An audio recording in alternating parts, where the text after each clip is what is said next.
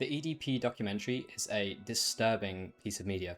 I'm going to randomize my deck, and we are going to continue the free-to-play grind. Good to see we have Hero Berserky in the deck, even though just took a moment to take in the fact that I said dick instead of deck after so much time watching Kensenal.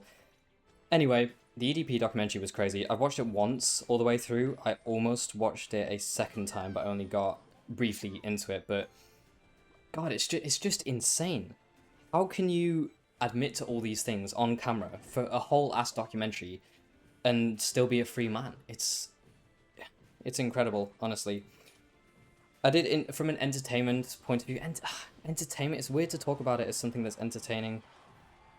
Look, it was just, I couldn't believe what I was watching, I suppose. It's not something that you're likely to click off because you just can't believe what you're seeing. So why would he agree to it as well? Why on earth would you go on the record, on the internet, where you're banned on every single platform, and admit to doing all these things? It is just insane, and something difficult to get your head around, really.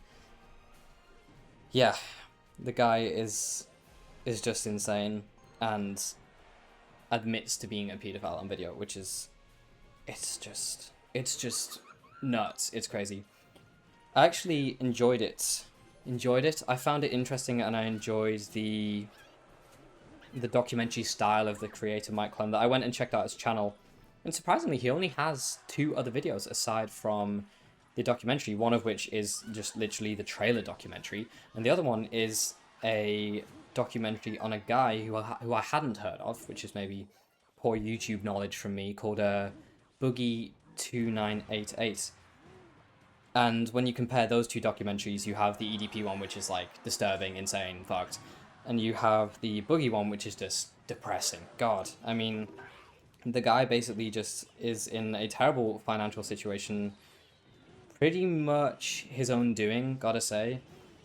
Just from being sort of like, I don't know, partially from being a weird guy, partially from having a house that he can't afford, partially from having medical bills that he can't really consistently afford. It's an interesting one, but he spends the entire time talking about how, I don't know, he seems to like try to convince people around him that they should feel sorry for him, and then it somewhat works, but it doesn't work entirely. And strangely, in the documentary, he gets a girlfriend, which is great, you know, positive thing, good for the guy, you know, no hate, apart from all the, you know, terrible things he's also done. Like, I'll get onto that in a second, actually. But yeah, he gets a girlfriend, and he is 49, and his girlfriend's 20 years old, so a 29-year age gap, which is kind of crazy. But I guess stranger things have happened in this world, I guess, and I guess it is like legal. It's a bit of a strange one, but yeah. So I watched the entire Boogie2988 documentary as well, and then I also went and checked out his channel because I was curious. You know, he basically, in the documentary, jeez, what a goblin curse, what a play. Let's go, Justine, what a play. He basically makes the point that he won't get like a bog standard job, an everyday job. He insists on that YouTube is the only way he will ever make money. And so I wanted to look at his YouTube channel. I wanted to see how he was doing, because I know that, you know, from watching the documentary, you know that is his source of income. And what do I see? But that is not going to work out. I'm just going to do one big push and try and just end this game real quick. Let's keep going up the ladder. Let's keep it going. So yeah, it's his only source of money. What was I saying? And yeah, I want to see how it was going. And to my surprise, not really to my surprise, I see he's had an interview with Mike Klum, the guy very recently, the guy that did the documentary for him. God, look at the damage from that Mega Minion. It's just insane. I don't know if I'm going to be able to kill this EDPekka before it takes out my giant, unfortunately. I'll arrow that. The whole like one big push thing kind of didn't work. Maybe this opponent can actually play the game, although these goblin curses are interesting to say the least. God, he must have just unlocked it and is like really excited to use it or something. But yeah, when you watch the interview that Boogie has done recently with Mike Klum, like, God, he presses him with like really hard and heavy questions, and you find out, which is what I was talking about, the fact that Boogie is he's also not a good person, but comparatively, no, he is not as bad as EDP. because EDP is literally a pedophile. So I think it's kind of, it's hard to get much worse than that, really.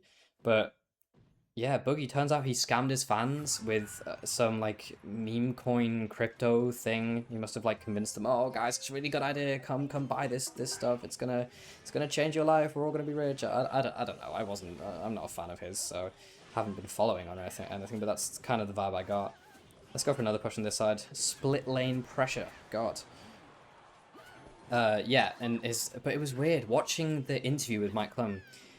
Mike Klum was like prompting him to say, yeah, I scam my fans, and Boogie's sitting there like, I can't say that. I'd be liable. And like, man, you're saying that you scam them, just without saying the literal words. Yeah, I scammed them. Like, it's.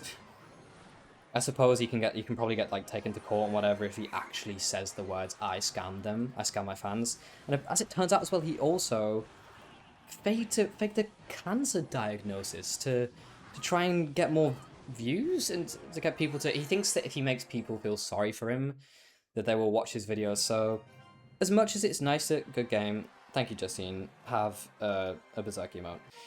As much as it's nice to see him doing better with his YouTube channel and be in a better financial situation, it's like, man, I don't think he's the best person. But yeah, I suppose, you know, I don't wish bad things upon anyone. I would just rather they didn't scam their fans or lie about having cancer. That's kind of like a big thumbs down, that whole thing. Oh, and I wasn't watching. And that's hours value. Jesus, I love these arenas. Let's do a goblin hurt. And yeah, he's like in this terrible financial situation in the documentary. But he has like all of these things he could sell, and he just. I think what would have been smart for him would be to downsize. You know, get a smaller house, like live in an apartment or something. Because in the reality of his financial situation, he also couldn't get like an everyday job, and he also refused to. Somewhat. No, it just wasn't really going to work out for him because he was a felon in the state he lived in because he pulled a gun on someone. Well, he didn't pull a gun on someone. That's the wrong way to say it. He threatened someone with a gun. I think he fired a shot or something like next to them, you know, which is like, kind of can't do that.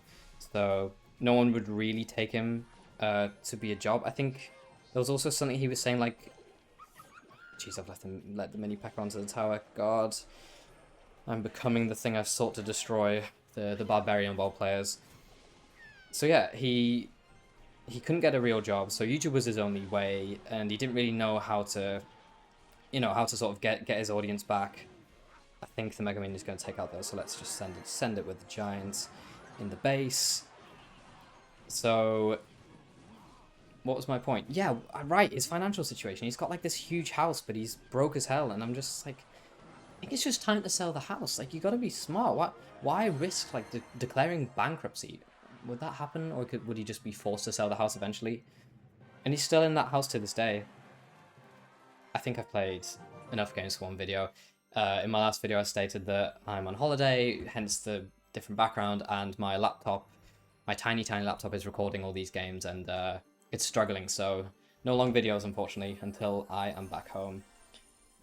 But yeah, I don't know. Let me know your thoughts on either of these documentaries if you've seen them. I know the EDP one is more relevant, but honestly, I think like talking about it in great depth, who does that really help? I suppose it's interesting, but yeah, it's just, what can I say more than it's crazy over and over and over. The guy's a pedophile and made a documentary admitting to being a pedophile. I'll collect all this stuff off camera and I'll upgrade a bunch of my cards, and I'll see you next time.